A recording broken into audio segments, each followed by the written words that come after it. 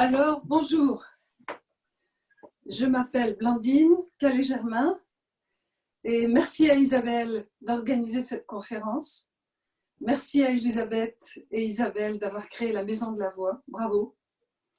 Et je suis très contente de partager quelques informations avec vous ce matin. Voilà.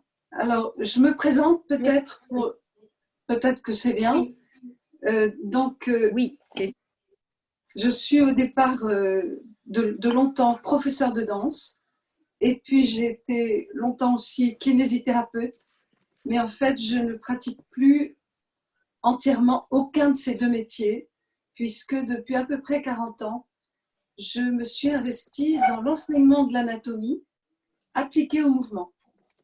Et donc peut-être certaines personnes d'entre vous savent que j'ai écrit des livres, un livre qui s'appelle L'anatomie pour le mouvement, et un autre livre dans le contexte de ce qui nous intéresse ici, qui s'appelle Anatomie pour la voix. Et en fait, dans Anatomie pour la voix, c'est suite à avoir créé tout un département d'enseignement sur l'anatomie appliquée à la voix, tout ce que l'anatomie peut apporter à la voix, à tous les aspects de l'événement vocal. Et en fait, la voix est considérée dans ce département comme un mouvement, puisque dans la voix, il y a du mouvement. Pour produire la voix, entre autres, il y a du mouvement.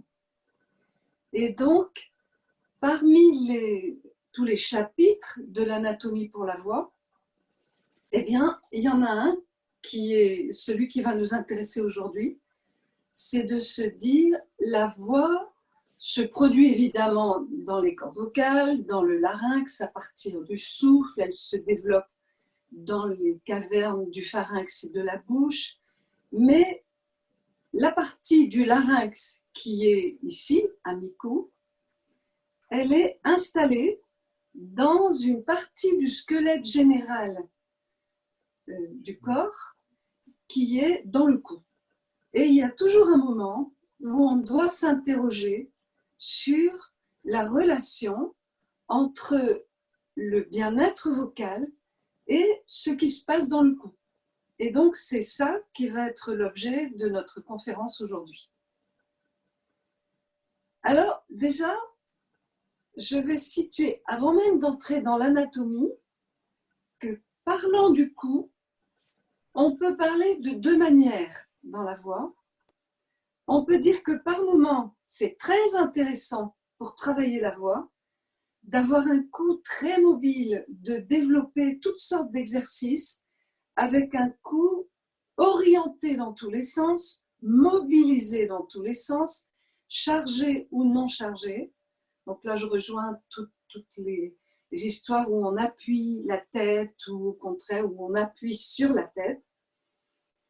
Et il y a des moments donc on va souhaiter un cou très mobile et il y a des moments au contraire, pour produire certains événements vocaux, il va nous falloir un peu tout le contraire, c'est-à-dire un cou très stable. Un cou qui va pouvoir servir de référentiel très sûr pour le larynx qui va s'en servir un peu pour se dire je monte ou je descends ou je monte. Et quelque part pour le savoir dans notre proprioception, il ne faut pas qu'à ces moments-là, le cou soit un endroit trop instable. Donc, il faut qu'il puisse devenir très stable. Donc, on va jouer dans l'anatomie à observer qu'est-ce qui fait qu'un cou peut être par moments très mobile, c'est la région la plus mobile du squelette, et qu'est-ce qui fait qu'à d'autres moments, un cou peut devenir très stable, un peu comme une tour qui porte la tête. Alors, je vous propose de commencer par regarder le cou. J'ai ici un squelette de cage thoracique. Alors, je n'ai pas mis le crâne, il y a juste l'occiput, mais vous devinez que la tête serait ici. Mais si je mettais la tête, on ne verrait plus le cou. Donc, nous ne regardons que le cou. Et nous voyons que la région du cou, c'est un ensemble de 7 vertèbres qui ont pour particularité, je vais vous faire voir toute la colonne jusqu'en bas. Et vous voyez que plus on descend, plus les vertèbres sont épaisses, massives. Et plus on monte, au contraire, je grimpe, je grimpe, je grimpe. Et plus j'arrive ici, regardez bien la taille des vertèbres par rapport à la taille des vertèbres les plus basses. Je recommence plusieurs fois, juste pour qu'on ait idée que quand on arrive dans la colonne de la voix, la colonne du larynx, eh bien, les vertèbres cervicales sont devenues minuscules. Elles sont très petites, à tel point qu'ici on a 7, et regardez, ce n'est pas très haut, alors que là, on a seulement 5, ici en bas, et c'est beaucoup plus grand. Mais ce n'est pas fait pour les mêmes fonctions. Alors, on va donner juste quelques détails, on ne va pas faire trop d'anatomie. Donc, le cou, on le voit ici, sur ce dessin. Quelquefois, je vais quitter le squelette. Et là, on va juste dire que les corps vertébraux donc, sont tout petits, les disques ne sont pas tout petits. Donc, les disques intervertébraux qu'on voit là, je mets le doigt dessus, vous voyez, je grimpe une échelle là, et j'ai les disques intervertébraux cervicaux qui ne sont pas petits, qui sont plutôt proportionnellement au corps assez épais. Par contre, quand j'arrive en haut, les 2 vertèbres les plus hautes, c'est-à-dire ici, atlas, et là, axis, entre ces 2 vertèbres, nous n'avons pas de disque. Et entre l'atlas, qui est donc là, et la partie de la tête qui est posée sur atlas, eh bien, on n'a pas non plus de disque. Ça veut dire qu'on a une autre forme d'articulation qu'un disque. Alors, les disques intervertébraux épais, ça nous dit quoi pour le propos que j'ai tenu juste avant?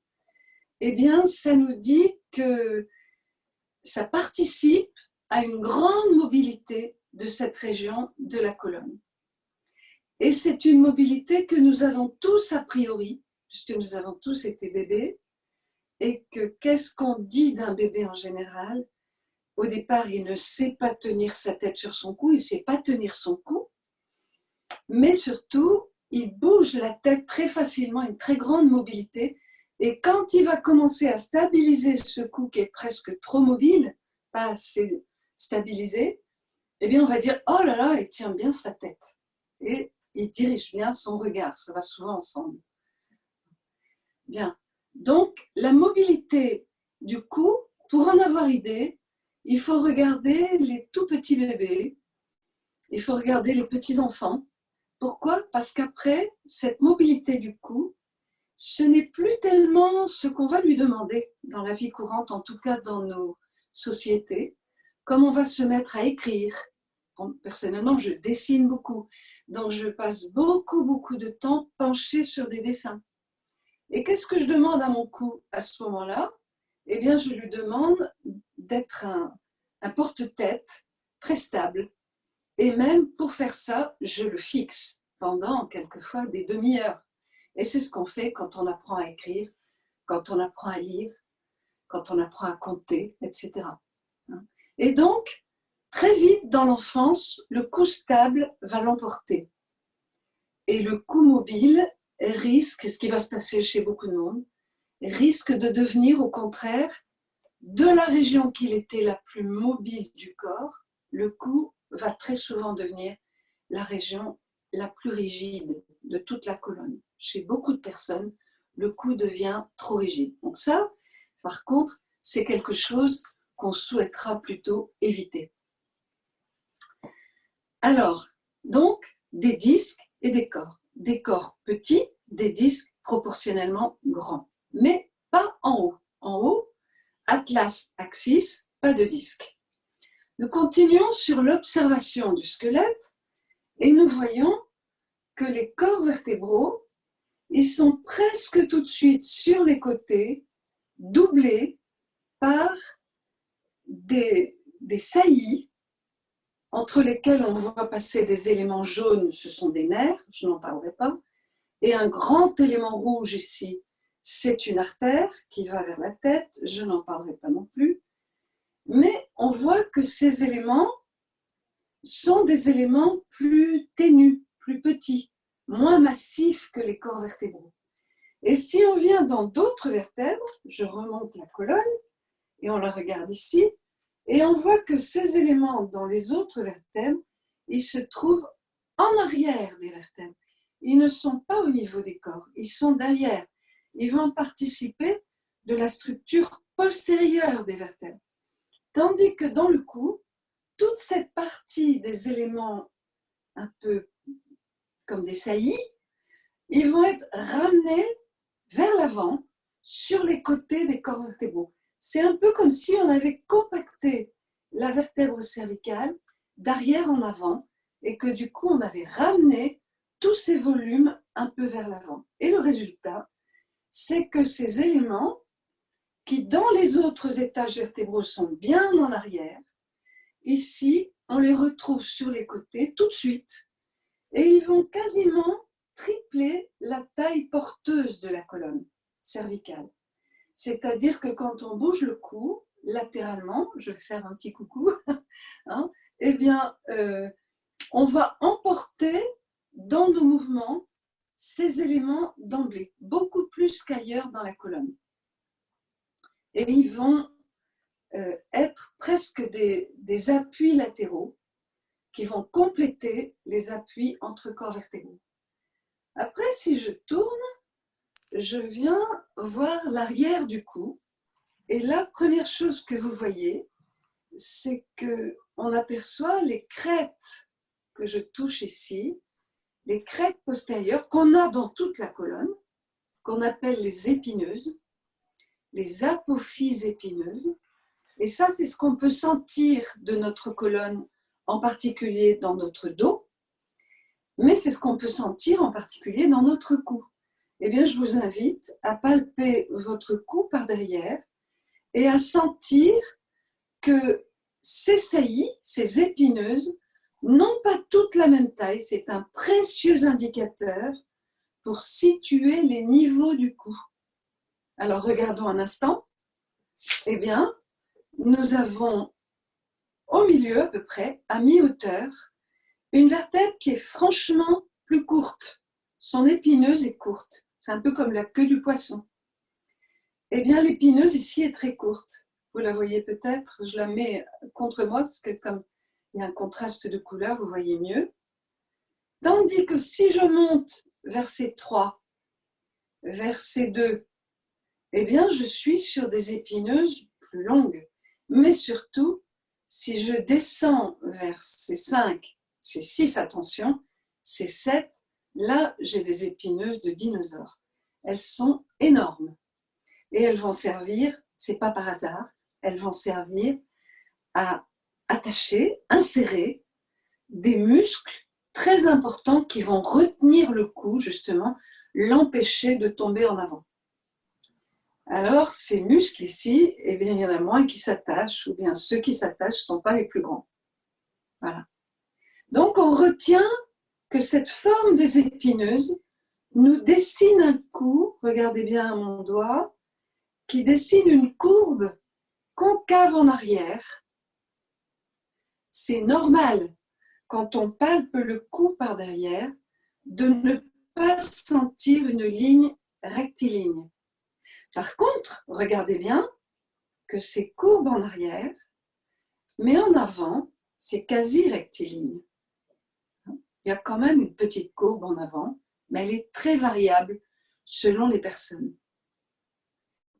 Voilà, donc on a vu les épineuses, et maintenant je pourrais parler... Ah oui, alors ces épineuses, pardon, il y a quelque chose que je n'ai pas dit, c'est que dans le mouvement, eh bien, on voit qu'elles vont freiner certains mouvements. Si je vais en arrière, donc si je pars en arrière avec mon cou, C4 va très peu freiner, mais les grandes du bas et les grandes du haut vont être des freins de mouvement. Et donc, quand on part en arrière, on a tendance à faire le mouvement autour d'un pivot qui serait C4.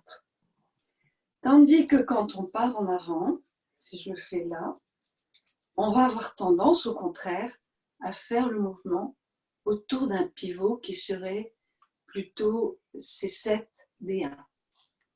Voilà. On revient. Et je vous propose de regarder, je vais m'approcher pour que vous voyez.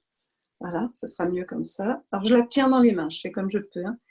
Là, vous voyez des éléments qui sont les endroits non plus comme les disques à l'avant, où on avait les vertèbres qui s'articulaient par ces espèces de coussins fibrocartilagineux, mais je tourne, je viens voir derrière, et là, vous voyez, je le montre avec mon doigt, vous voyez un endroit, je vais séparer pour que vous voyez mieux, voilà, ici, c'est un endroit où deux vertèbres, ici c'est C3 et là c'est C4, deux vertèbres vont s'articuler, et oui, à nouveau, non plus par un disque comme devant, mais par une vraie articulation avec du cartilage, une capsule, de la synovie et même des ligaments.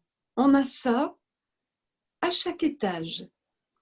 Alors c'est dire, vous voyez qu'on a ça sur de nombreux étages et vous pouvez vous représenter la quantité de mini-structures qui vont s'articuler un peu comme chez un mille-pattes, hein, qui vont s'articuler dans chaque mouvement du cou et par contre qui peuvent aussi quelquefois être malheureuses, être chagrines. C'est-à-dire c'est souvent là qu'on va avoir des surappuis, des débuts de douleur qui vont entraîner le saisissement du torticolis. Alors, il y a une région que j'ai encore trop peu décrite, c'est celle des saillies sur les côtés. Eh bien, on voit que ces saillies ont un peu la forme de gouttières. Et par ces gouttières, donc, passent des nerfs. Donc, c'est nous dire aussi que dans la colonne cervicale, tout est compacté, tout est resserré, tout est petit. Il y a quand même 7 vertèbres sur très peu d'espace. Et ça nous fait une région qui est un peu complexe, disons-le, un peu fragile, qu'il est très souhaitable de renforcer, c'est ce que je proposais de trouver tout à l'heure, à qui il est très souhaitable de savoir donner de bons exercices de renforcement quand on le veut. Voilà.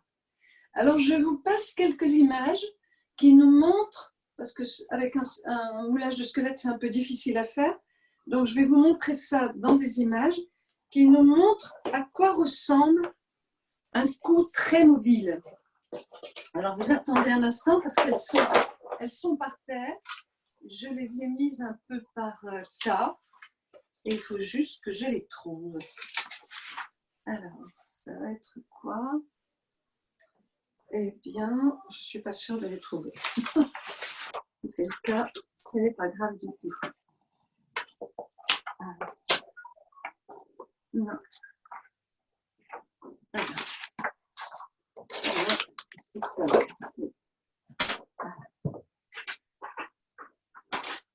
Oui.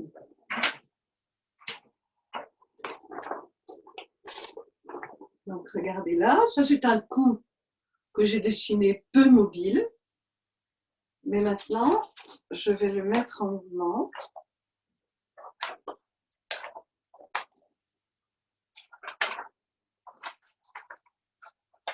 Eh bien non, ce n'est pas le dessin que je cherche. C'est à rater. On le laisse tranquille. Alors maintenant, on va s'intéresser au cou plus stable. Et on va dire pourquoi c'est intéressant d'avoir un cou stable. Je redis en vous montrant une autre image. Voilà. Là, je vais même la mettre ici. J'espère que vous la voyez bien. J'espère qu'elle va tenir. Oui. Donc, on voit une tête, on voit un cou, et un peu bleuté, on voit ici le cartilage du larynx, suspendu à l'osioïde, et tout ça, c'est suspendu à quoi? À la tête, et en partie à la mandibule, Et qui dit tête portée par le cou. Eh bien, pour que cet ensemble du larynx se trouve bien, il est important, par moment, d'avoir un cou stabilisé. Alors, on va regarder une autre série d'images pour comprendre une grande notion importante quand on parle du cou. C'est ce qu'on appelle la balance céphalique. Alors, je mets l'image ici.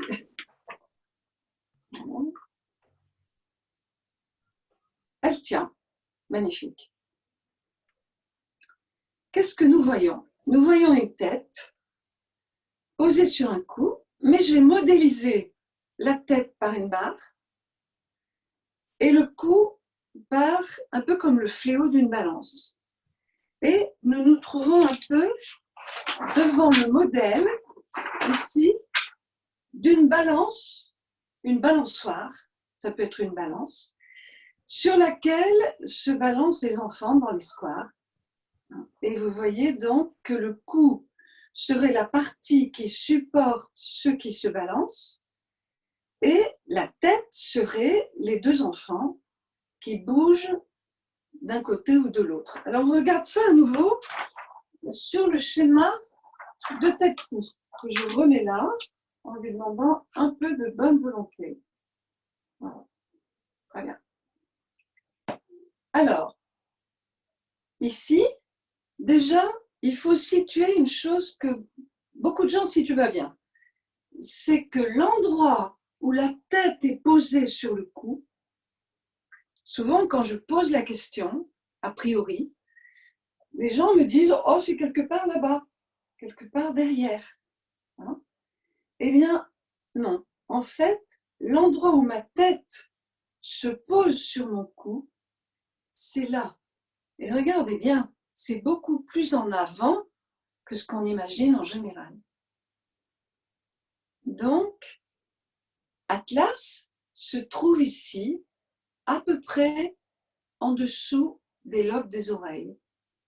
C'est à peu près là qu'on peut palper Atlas, ce qu'on ne fera pas, parce que c'est un peu long, ça demanderait un atelier où tout le monde peut se vérifier.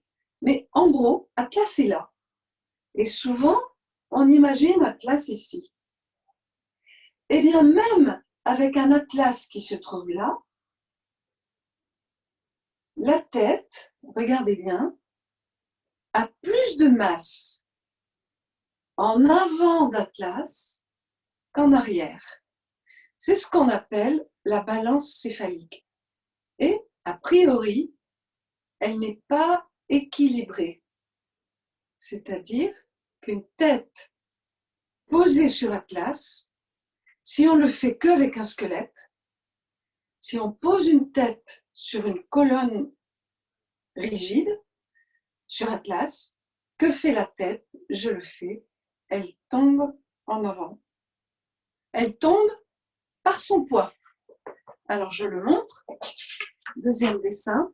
Spontanément, une tête ne reste pas comme ça. Elle fait ça. Voilà, elle tombe. Et ça, c'est chez tout le monde et c'est tout le temps. Donc je vous propose de prendre conscience de ça, déjà, en faisant un exercice tout simple. Vous allez soutenir votre coude dans la main et vous allez faire un porte-tête avec votre poing. Donc je suis là, je monte un peu pour que vous voyez ce que je fais. Je suis là, voilà, et j'ajuste pour que mon poing vienne juste sous ma tête. Et là, je vais déposer ma tête, le poids de ma tête, sur mon poing. Je pose et en fait, le poids d'une tête, c'est très lourd. Vous devriez avoir facilement 3 kilos sur votre main, si vous laissez vraiment tomber. Eh bien, de ces 3 kilos, il y en a à peu près les 2/3 qui se trouvent en avant d'Atlas. Et donc, ça fait à peu près 2 kilos qui entraînent en permanence votre tête, notre tête à tous, vers l'avant. Alors, c'est quelquefois une information surprenante. Pourquoi? Parce qu'on a tous l'image de la personne qui tombe dans les pommes et qui part tête en arrière, comme Scarlett dans les bras de Red Butler. Vous voyez l'image, on a tous cette image-là dans la tête, que la tête part en arrière, qu'elle tombe en arrière. Mais en fait, ça c'est une image dans le corps global, quand tout le corps tombe en arrière. Mais dans le corps du cou et de la tête, le corps qu'on a en ce moment, quand vous m'écoutez, si vous laissez faire votre tête, elle tombe sur votre main et elle pèse. Voilà. Et donc, cette tête qui tombe, que nous avons là, il va falloir la rattraper. Soit mettre notre main comme on l'a fait ici, mais ça, c'est pas ce qui se passe dans la nature. Ce qui se passe, c'est que notre tête est en permanence rattrapée ici par des muscles qui tirent la balançoire et qui font remonter l'avant. Alors, je vous les représente. Ces muscles, on peut les représenter par une flèche. Voilà. Vous voyez cette flèche qui va faire qu'en fait, la balançoire se rééquilibre et se rapproche du modèle qu'on a à gauche. Et en fait, cette flèche, on pourrait la colorier en rouge. Pourquoi? Parce que cette flèche, dans la vie, dans le corps de tout le monde, y compris des animaux, cette flèche, c'est un lot de muscles, ce sont des muscles. Et donc, on va se dire, tiens, avant même de stabiliser mon cou, il faut que je stabilise ma tête sur mon cou. Et pour stabiliser ma tête sur mon cou, et là, excusez-moi, mais c'est très contre-intuitif, ce qui stabilise notre tête sur notre cou, ce n'est pas devant, c'est derrière. C'est quelque chose qui agit en silence toute la journée par derrière. C'est-à-dire que derrière notre tête, sous notre tête, nous avons en permanence des muscles sentinelles dans le cou qui font que notre face se trouve orientée vers l'avant et pas vers le bas. Et quelquefois, ça nous arrive d'être fatigué, de lâcher un peu. Qu'est-ce qui se passe? On sent qu'on part là. Et donc, il faudrait redresser. Mais ce qui n'est pas du tout spontané à comprendre, c'est que le redressement, nous le vivons par devant, puisque nos yeux remontent, notre regard se met à l'horizontale. Mais en fait, l'acteur, il est caché derrière. Alors, je vous propose simplement de faire ça plusieurs fois, de saisir un premier mouvement qui n'est pas un mouvement du cou, qui est le cou étant érigé, un mouvement de tête. Vous lâchez la tête, vous lâchez les muscles derrière et vous les rappelez et vous enregistrez, on va le faire plusieurs fois, vous enregistrez le fait que dans l'orientation de la face, le fait que je regarde en avant, mais après ça va aller beaucoup plus loin, le fait que je regarde à droite ou à gauche, etc., l'orientation de ma tête, l'orientation en face, la mise du regard à l'horizontale, c'est l'affaire de muscles qui se trouvent derrière. Et donc, c'est bien d'apprendre à les reconnaître, à les ressentir. Et on les sent encore plus forts si on augmente leur travail en déportant le cou. Pourquoi? Parce qu'à ce moment-là, ils n'ont pas seulement la tête à retenir, mais le cou. Il faut qu'ils ramènent le cou et qu'ils ramènent la tête. Alors, je vous propose de faire ça maintenant avec moi. On va partir un peu en avant, mais en planche. On recommence. Hein, on est là. Et on va faire partir comme une quille vers l'avant, avec le cou érigé et la tête qui reste fixe par rapport au cou. Et puis on lâche la tête et on lâche le cou. Lâchez tout. Et puis, on va remonter le cou tout seul et la tête. Ce sont deux actions différentes. On refait une fois. Je me penche en avant. Vous pouvez le faire les yeux fermés, ce sera encore mieux. Vous lâchez la tête, Vous sentez ce que c'est de lâcher la masse de la tête. C'est pas pareil que de lâcher le cou. Et vous lâchez le cou. Et puis on va remonter le cou seul. Vous sentez que le cou remonte, mais la tête est restée basculée en avant. Et maintenant, vous remontez tête sur cou. Et vous remontez le tronc. Vous arrivez à nouveau à la verticale. Alors, nous avons vu 2 actions. Et, problème, ces 2 actions sont faites à 2 endroits différents du squelette, mais par les mêmes muscles. Ah, où est le problème? Eh bien, c'est que du coup, comme ces mêmes muscles font 2 actions qui sont souvent mélangées, on va amener souvent beaucoup de confusion. Donc, il y a tout un travail qui peut être fait pour bien repérer ces différentes actions. Redresser le tronc, redresser le cou, redresser la tête. Et sentir que c'est fait par les mêmes muscles, mais ce sont des actions différentes. Alors, je vous les montre dans un ultime dessin de la série qui montre non plus une flèche, mais 2. Pourquoi?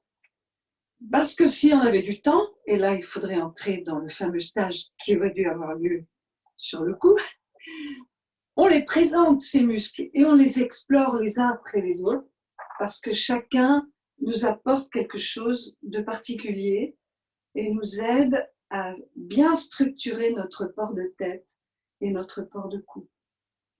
Et alors vous voyez, il y a une grande flèche, large, longue. C'est quoi ça? Ce sont les muscles qui vont descendre pour certains, quelquefois jusqu'ici, en bas de la cage thoracique. Des muscles comme le trapèze, des muscles géants. Eh bien, nous avons des muscles comme ça derrière la tête. Mais nous avons aussi des muscles beaucoup plus petits, regardez là, des flèches minuscules, qui vont relier la tête avec juste les 2 ou 3 vertèbres les plus hautes de la colonne cervicale. Et donc, là, on est dans des... Vous voyez bien qu'ils sont plus profonds, ils ne sont pas en arrière des autres, hein. Ils sont en avant, ils sont plus profonds, et ils sont particulièrement intéressants à repérer parce que ce sont eux qui ajustent la tête, en particulier du regard. Voilà. Bien. Je regarde combien de temps j'ai. Je vous en présente quelques-uns. Blandine, excuse-moi, Oui, je peux me permettre de poser 2 questions qui sont vas-y. arrivées. Alors, il y a une question qui est arrivée qui dit donc de Caroline. Est-ce que Atlas est aligné avec les ATM? Et la deuxième question, c'est certaines personnes ont du mal à laisser tomber la tête à l'avant. Est-ce lié à ces muscles à l'arrière? Absolument. Deuxième question, je réponds en premier. C'est que quand ces muscles derrière sont quelquefois trop forts, mais surtout, c'est la première fois qu'on le fait, on apprend à conduire, il faut imaginer qu'un exercice comme celui-là, il faudrait le refaire une bonne série de fois pour amener une bonne reconnaissance de leur action. Mais laisser tomber la tête et laisser tomber le cou, ce sont 2 actions qu'au départ, on ne distingue pas bien. Et donc, c'est une première chose qu'on peut apprendre à faire. Comme ça, quand on stabilise la tête au moment du chant, par exemple, et qu'on stabilise le cou, eh bien, c'est pas au moment de chanter qu'on fait ce travail-là, hein, surtout pas. C'est un petit travail de laboratoire qu'on fait avant, pour préparer, un peu comme on fait ses gammes. Hein. Mais au moment de chanter, il faut juste penser à chanter, c'est tout. Mais là, ça peut être très intéressant de développer ce travail pour repérer la différence. Et maintenant, je vais tenter de répondre sur l'ATM. Alors, j'ai une mâchoire qui n'est pas terrible, mais je vais quand même l'utiliser. Et je vais vous montrer. Non, je ne suis pas très bien équipée là. avec le confinement, j'ai pas tout mon matériel ici. Il est parti, qui est à Paris. Voilà. Alors, je fais ce que j'ai pu. Mais je vais essayer de vous le régler quand même pour vous montrer. Oui, ça doit aller. Regardez bien, je rapproche. Alors, il faut que je m'installe. Voilà. Donc, les ATM, c'est vraiment pas un bon squelette. Hein. Voilà. Les ATM seraient là. Vous voyez, là. C'est ça l'ATM, c'est là. Quelque chose qui se trouve ici, qui est l'articulation entre la mâchoire, le dégagement d'oreille ici, et une partie de cette barre qu'on appelle le zygoma. Hein, donc, il y a une articulation là. Voilà. Eh bien, Atlas, que j'arrive à vous la montrer. Ah, bon, j'ai évacué, tant mieux. Atlas est là. Donc, je le montre sur moi maintenant. Ça sera peut-être un peu mieux. Et je dis que ma mâchoire se trouve ici. La branche montante de ma mâchoire se trouve ici. Et Atlas, pour moi, se trouve là. Alors, si vous voulez, on peut la palper. Hein. Mais ce n'est pas une palpation évidente parce qu'elle est un peu différente d'une personne à l'autre. Donc, en principe, quand on longe la branche montante ici de la mâchoire, on part du gognon qui est là. Le gognon, c'est l'angle. Et on monte un peu à mi-hauteur à peu près. On recule. On se met devant ce qu'on appelle ici la mastoïde. Et entre la mastoïde, qui est cette grosse saillie qu'on a sur le crâne, et la mâchoire, on a un creux là. Vous pouvez venir là. Et là, selon les personnes, on va sentir plus ou moins la saillie d'Atlas. Mais quelquefois, elle est recouverte, cette saillie d'Atlas, elle est recouverte par une musculature forte, quelquefois par de la graisse. Donc la palpation n'est pas la même chez tout le monde. Mais en gros, c'est là. C'est juste en arrière, à peu près la moitié de la branche montante de la mâchoire. Ça va ? Super. Alors, j'ai une autre question. Allez. Les muscles horizontaux sont les sous-occipitaux. Question. Tout à fait. Eh bien, je vais vous les montrer. C'était prévu. Voilà. Alors, regardez bien. On passe dans des images avec muscles. Donc, on va avoir du rouge dans l'image. Alors, j'improvise un peu. Hein. Voilà. Qu'est-ce qu'on voit ici? On voit un cou et un crâne et un peu une cage thoracique vue par derrière. Vous êtes d'accord? De 3/4. Est-ce que vous orientez bien le dessin? Prenez le temps d'orienter. Hein? Alors, ici, on voit l'occiput. Et là, c'est tout le reste du crâne, avec la fameuse ATM ici.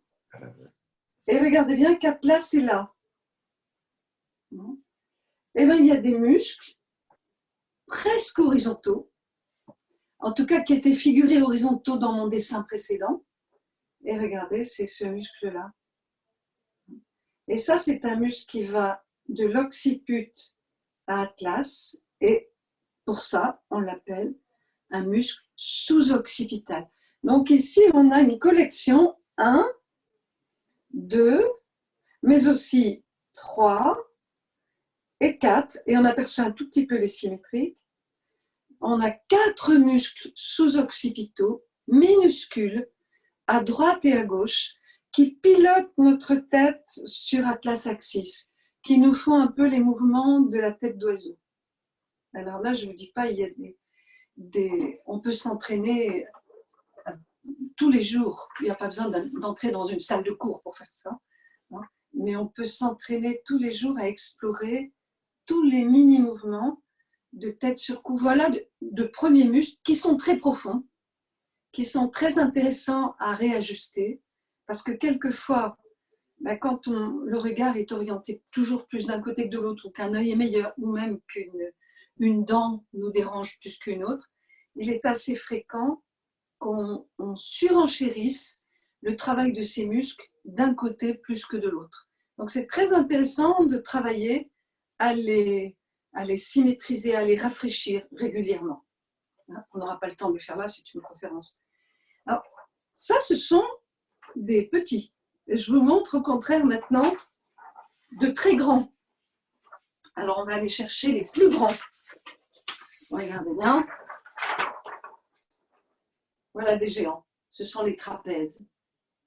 Donc ça, ce sont des muscles que tout le monde connaît. C'est la grande flèche de tout à l'heure. Ce sont des muscles qui à la fois vont s'occuper de relever la tête. Vous voyez qu'ils vont jusqu'à la tête en haut. Mais vous voyez bien qu'au passage, ils s'occupent aussi de toute la hauteur du cou, à la différence des précédents. Mais même, ils vont avoir une action de redressement jusqu'en bas ici. Ici, on est où? On est en bas de la cage thoracique, carrément. Alors, il y en a de moins longs. Je vous présente... Alors, le trapèze, c'était vraiment Sa Majesté. Ici, c'est un peu moins, mais quand même, regardez la taille du... Ça, c'est le splénus. Donc, c'est un muscle qui va de l'occiput, qui traverse le cou sans s'y attacher, ou presque, et qui va s'attacher sur la cage thoracique. Alors, le problème, c'est que ce muscle, il va agir sur le cou sans s'y attacher, et quelquefois, il va un peu télescoper les vertèbres. Donc, ça va être très intéressant de lui trouver des équipiers qui régulent son action en région du cou. Donc ça, c'est un vrai programme qu'on ne fait qu'imaginer pour l'instant. Alors, qu'est-ce qui peut réguler? Eh bien, vous voyez que tous ces muscles postérieurs qui passent toute la journée leur temps à redresser notre tête pour qu'on puisse me regarder, que je puisse vous regarder, mais aussi à redresser notre cou, tous ces muscles sont au travail du lever au coucher du sujet, sauf si on a un appui-tête. Mais à partir du moment où on quitte le lit et qu'on va petit déjeuner, marcher dans la rue, enfin en ce moment on ne peut pas trop, mais marcher dans la cuisine, etc., jouer du piano, dessiner, écrire, écouter, tout ce qu'on fait là, mais en ce moment, on est en train de recruter cette musculature, la toute profonde, la toute superficielle et toutes les intermédiaires, on est en train de les recruter en permanence jusqu'au moment où on va aller s'allonger sur un oreiller ou mettre la tête sur un appui-tête. Donc c'est dire que c'est une musculature qui est recrutée en permanence. Et c'est aussi la musculature quasiment la première qu'on coordonne dans la vie, avec le guidage des yeux et avec évidemment le fait de respirer et de téter. Les 4 premières grandes actions qu'on fait dans la vie, c'est ça. C'est manger, respirer, manger, boire, c'est la même chose au début, respirer et guider les yeux et guider la tête. Guider la tête, ça va nous prendre un mois à peu près. Ça va nous occuper pendant un mois. Et bien sûr, on fait tout ça en activant aussi tous nos muscles de la voix, bien sûr. Alors, je voudrais vous montrer maintenant un équipier de tous ces muscles postérieurs qui sont quelquefois un peu trop envahissants. On ne peut pas leur en vouloir. Ils nous tiennent tête et cou en place, mais quelquefois, ils vont prendre trop d'importance. Et alors, si un muscle comme celui que je viens de vous montrer, le splénus, est trop seul en scène, eh bien, vous voyez bien que le cou qui se trouve ici va être un peu pris en otage et télescopé. Et qu'est-ce qui risque de se passer? C'est d'avoir un cou qui se met à faire ça. Ou un cou qui se met à faire ça. C'est pas tout à fait pareil. Vous voyez? Soit je peux le faire sur place, soit je peux le faire en me projetant en avant, même sans avoir descendu le haut de mon thorax. Et ça, c'est très fréquent. La lecture nous fait aller la base du cou vers l'avant, très fréquemment. Alors, nous avons des équipiers, bien sûr, ce qu'on appelle des antagonistes. Alors, on va en voir un. Il y en a plusieurs. mais je vous en présente juste un. On va avoir un muscle, je vous le montre ici d'abord, qui se trouve juste en avant des corps vertébraux cervicaux. Alors je le montre sur le squelette, ce sera bien. Je suis là, et il se trouve ici, juste en avant des corps vertébraux. Il nappe littéralement le devant des corps vertébraux et même le devant de ce qui est sur les côtés que j'ai présenté tout à l'heure.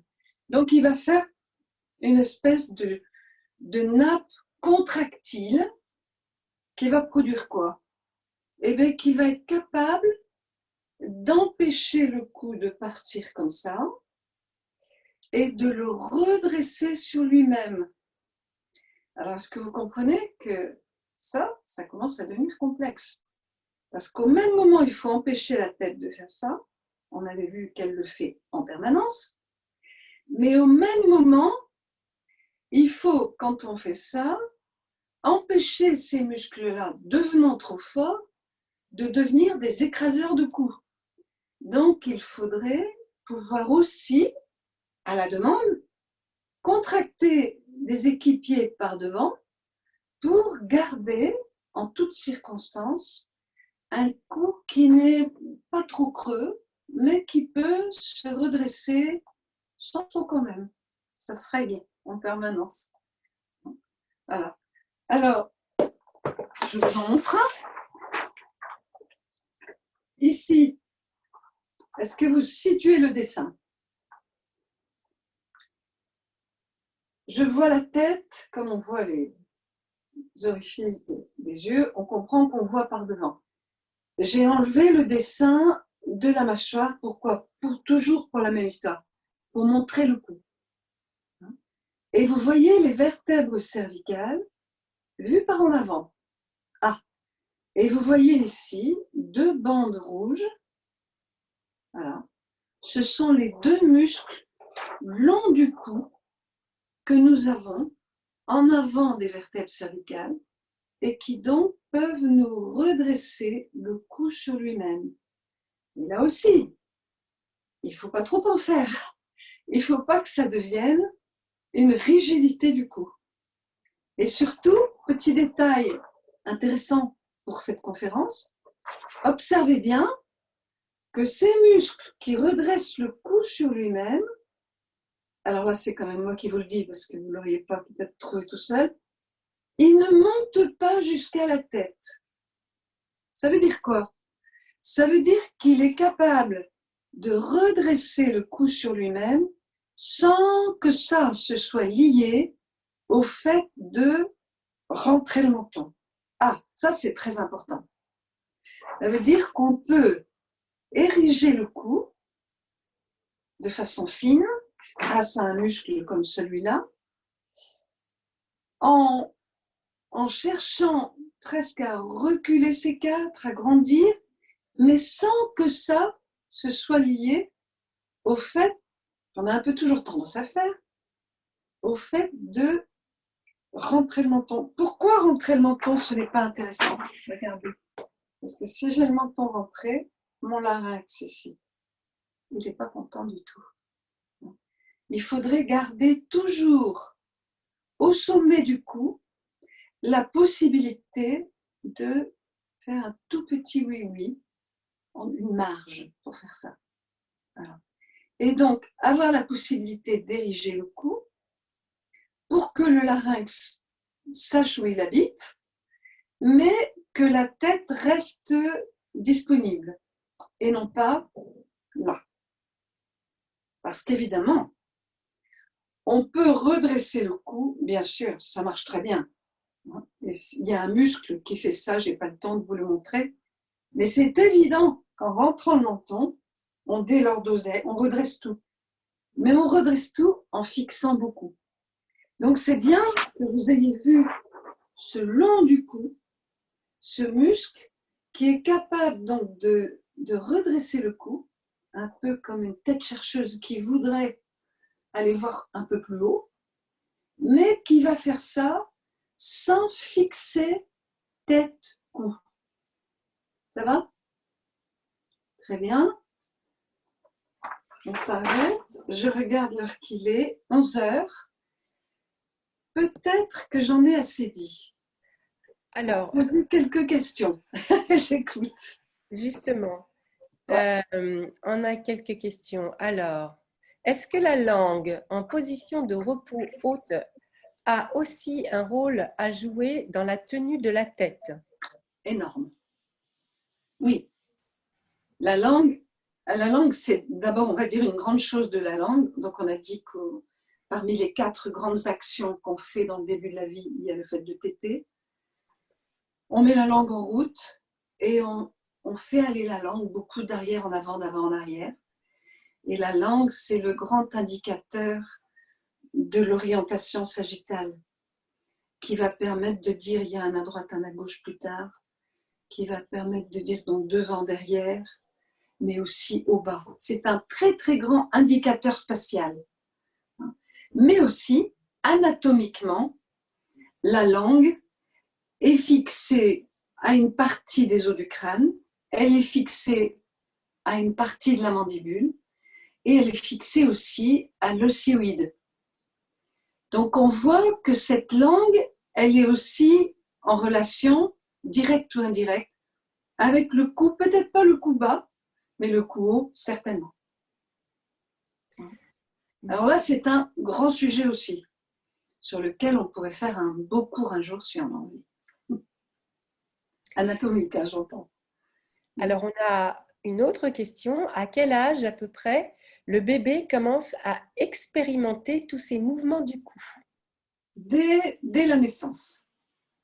C'est le nourrisson, il commence à faire ça dès les premiers jours, mais au début, le cou n'est pas fort, et on a tous vu les bébés dans les berceaux qui, au début, tournent à peine la tête. C'est les yeux qui vont guider l'action du cou et de la tête et qui vont déclencher les grands premiers pilotes du cou. Alors, c'est quoi les grands pilotes du cou? Eh bien, ce sont les petits sous-occipitaux qu'on a vus tout à l'heure. Ça, ils vont se déclencher très tôt. Mais aussi les 4 grands. Les 4 grands, c'est quoi? Eh bien, ce sont les trapèzes, qu'on a vu tout à l'heure aussi. Donc, il y a 2 trapèzes. Ça nous fait 2 grands. Voilà. Mais à côté des 2 trapèzes, il y a, on les voit là, les 2 scomes. Alors, vous voyez, ces muscles, on voit bien sur nous tous, si on se penche un peu en avant, mais vous les voyez là chez moi. Voilà. Alors, trapèze et scom, c'est le quatuor des premiers grands muscles qui vont permettre de faire un premier dégrossissage de l'orientation tête-cou et cou sur cou et cou sur tronc. Mais ces 4 muscles, ils présentent un énorme inconvénient, c'est que comme ce sont des géants, ils ne font pas d'action de vertèbre à vertèbre, ils ne font pas d'action fine. Et quand plus tard on va leur surdemander, quand on apprend à écrire, à lire, etc., et c'est très bien aussi, hein, et quand on va leur surdemander de nous tenir le cou des heures durant, ils vont quelquefois désorganiser beaucoup tous les muscles qu'on n'a pas vus, qui sont intermédiaires et qui s'occupent de chaque étage. Et donc, quelquefois, ces 4 géants, il faut apprendre à les calmer un peu. Et il faut apprendre à réveiller tout ce qui se trouve d'autre dans le cou, comme musculature. Et c'est vrai que là, j'ai créé une méthode sur le cou qui s'appelle Cervica. Et dans la méthode Cervica, eh bien, pour remettre le cou en place, on va nettoyer quelquefois des mémoires motrices du cou qui datent de très long, qui sont liées à la langue, qui sont liées aux yeux, mais qui sont liées aussi au fait que le cou n'est pas étranger par les viscères qui le traversent, n'est pas étranger à toute la masse, la collection de viscères du médiastin qui vont jusqu'au diaphragme. Donc, quand on veut vraiment rétablir l'équilibre du cou, on va aller s'occuper même du diaphragme. Parce qu'on verra qu'un cou, c'est par l'ésophage qui descend jusqu'au diaphragme, eh bien le cou est connecté jusqu'au diaphragme et donc même jusqu'à l'abdomen.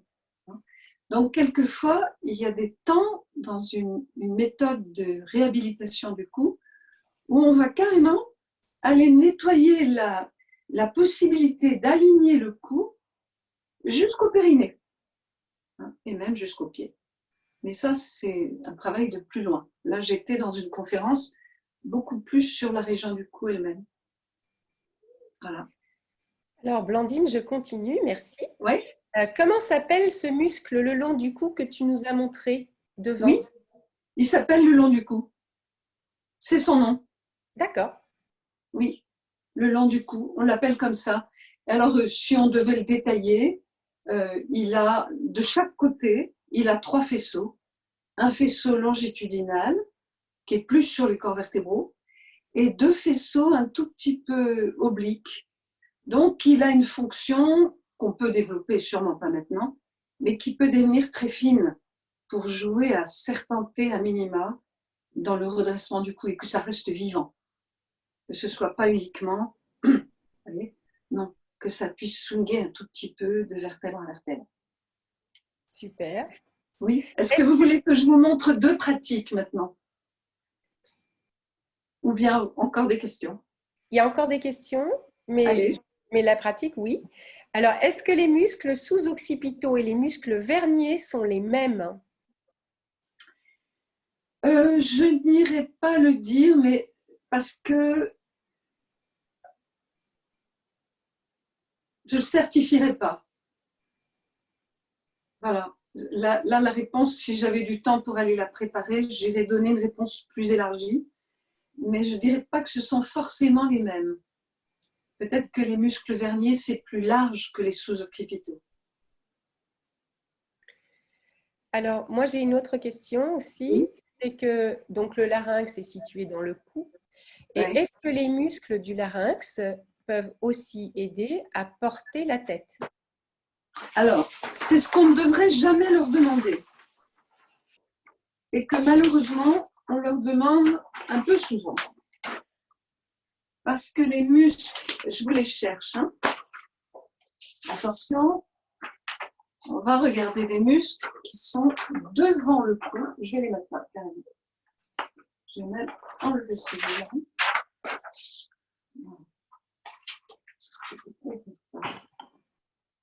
Vous voyez? Donc là, on voit quoi? Je vais mettre dans le même sens. Je vais prendre la même position. Je lève la tête. Et on voit une collection de muscles qui sont là. Et qui servent à quoi? Qui sont dévolus essentiellement à l'arrimage et la suspension de quoi? De l'osioïde et du cartilage thyroïde. Donc, de l'équipement du larynx, en gros. Et alors, toute cette collection de muscles, moi je le vois un peu comme une toile d'araignée. Et osioïde, larynx, je vois ça un peu comme l'araignée elle-même. Ou bien ça me fait penser aussi quelquefois à ces plateformes qu'on voit dans les cirques pour les trapézistes, avec des filins qui tiennent la plateforme de partout. Donc on voit qu'on a des muscles qui tractent vers le bas, qui sont les ancrages, et on a des muscles qui tractent vers le haut, qui sont les suspensions. Et entre ces 2 muscles, ces 2 équipements opposés en quelque sorte, mais qui vont travailler ensemble, eh bien, toute cette zone ici, elle peut être à son tour stabilisée. Mais est-ce que vous comprenez que si on veut travailler finement tout cet ensemble, il ne faut pas demander à cet ensemble de tenir notre tête sur le cou ou de contribuer à la respiration non, il faut juste lui demander de s'occuper de stabiliser le larynx ou de le mobiliser. Et alors ça demande de bien distinguer les rôles, chacun son rôle. Le rôle qui consiste à construire une bonne maison du cou, une bonne maison du cou de la voix. Et ici, un équipement beaucoup plus fin. Ces muscles-là, ils ne sont pas gros. Alors, quelquefois, quand on part, par exemple, comme je fais là, trop en arrière, et bien, ces muscles-là sont recrutés pour rattraper l'équilibre. Mais le larynx, il ne s'en trouve pas bien. J'ai le souvenir d'avoir vu une personne donner un cours de chant et elle proposait à son élève, je n'osais rien dire parce que j'étais en spectateur, elle proposait à son élève, pour stimuler le tonus postural, ce qu'on peut tout à fait comprendre, parce que c'est important au moment d'émettre les sons, que le tonus postural ne soit pas flagada, mais pour trouver une montée du tonus postural, elle avait proposé à cette personne de s'asseoir par terre, à jambes un peu écartées, et comme la personne avait des ischio-jambiers trop courts, assise par terre, qu'est-ce qu'elle faisait? Elle était pas bien, elle était le bassin basculé en arrière, et du coup le tronc basculé en arrière, et du coup la tête était là, et elle essayait de chanter du Mozart avec ça, c'était épouvantable. Pourquoi? Parce que pour rattraper son équilibre, elle avait besoin d'aller chercher ici le recrutement de ces muscles sous-occipitaux qui ne sont pas faits pour ça, qui sont faits vraiment pour s'occuper de ces petits bijoux que sont l'osioïde et le larynx. Essentiellement, en tout cas, dans l'événement vocal. Ça, c'est sûr. Ça? C'est super. Ouais. On me pose la question aussi. Il y a les sténoclédomastoïdiens dans cet ensemble, point d'interrogation. Oui, tout à fait. On les a vus. Je les remontre.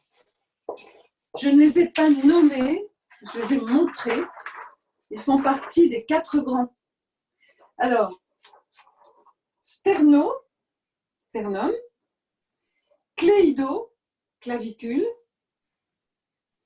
occipito, un petit peu sur l'occiput, mastoïdien, la mastoïde. Donc, c'est un des rares muscles dans le corps qu'on retient par ses insertions. Je montre sur moi, sterno, cléido, occipito ici, mastoïdien. Donc, ces 2 muscles là. Ah, batterie faible. François, batterie faible. Et du coup, on a perdu ton image. Ah, François, au secours, batterie faible. Batterie faible. Mais c'est branché pourtant. Oui, alors pourquoi il dit ça? Ah, voilà. Super. Ah, mais c'est parce qu'il n'est pas branché. On croyait avoir branché la batterie et que non. En fait, je l'ai branché sur un truc qui n'était pas branché. Voilà, c'est bon. Mais normalement, ça devrait être bon. Merci. François. Merci, François. Ah non, la chatte, elle reste dehors. Je vais sortir par là. Tout à l'heure. Voilà, on peut continuer. Oui. Donc, les sténomastocléoïdiens, on a répondu. Alors, on te demande, oui, des exercices. Oui, ça, Blandine va en parler. Quid de la méthode Wilfart avec posture du shogi, avec le corps basculé en arrière? Oui, et ben c'est exactement ce dont j'ai parlé juste avant. Voilà. Je pense que cette posture, si elle présente un intérêt, c'est de réveiller la musculature posturale antérieure. Si on bascule en arrière, je le fais, hein. Si je bascule en arrière, je vais recruter tout là. D'accord. Oui, on peut faire ça à petite dose, pourquoi pas, pour se booster. Hein. Mais est-ce que vous comprenez que si on recrute les chaînes musculaires qui sont devant, parmi ces chaînes, il y a ça. Et ça, par contre, c'est beaucoup plus intéressant de le rendre paisible, disponible pour s'occuper du larynx. Merci. Voilà. Par rapport à ces muscles du larynx, est-ce que le fait de trop lever la tête, ce qu'on trouve régulièrement en situation de forçage vocal. Les recrute également trop, comme lorsqu'on est trop en arrière. Tu veux dire de trop lever le menton? Alors, c'est Léa qui a, je suppose… Est-ce que Léa peut préciser sa question? Alors, Léa, pour préciser ta question, tu peux allumer ton micro et préciser ta question. Alors, oui, je pensais au fait de parler en levant toujours trop le menton. Voilà. Eh bien, c'est un peu la même chose. Je vais le faire. Hein. C'est que si je grimpe le menton, toute cette musculature, je la mets un peu en tension. Ça peut avoir un intérêt dans un moment de training, d'entraînement, pour faire jouer toute cette zone dans des situations de grand écart ou au contraire dans des situations un peu nichées, pas du tout grand écart ou au contraire faire tourner tout ça. Voilà. Mais pour un moment où j'ai besoin ici de sécurité, de stabilité pour aller peut-être dans la puissance, je vais plutôt chercher à garder le menton, la tête en tout cas, sur Atlas, dans une position neutre et non pas là. Et si je vais là, c'est très possible que c'est dû à trop de tonus de ces muscles postérieurs. Parce que souvent, ils en font trop. Très souvent, ils en font trop. Donc, vous voyez que sur les muscles du cou, c'est vrai de tous les muscles de trou, ici, c'est vrai jusqu'en bas du tronc. Mais on voit que sur toute cette musculature, il y a un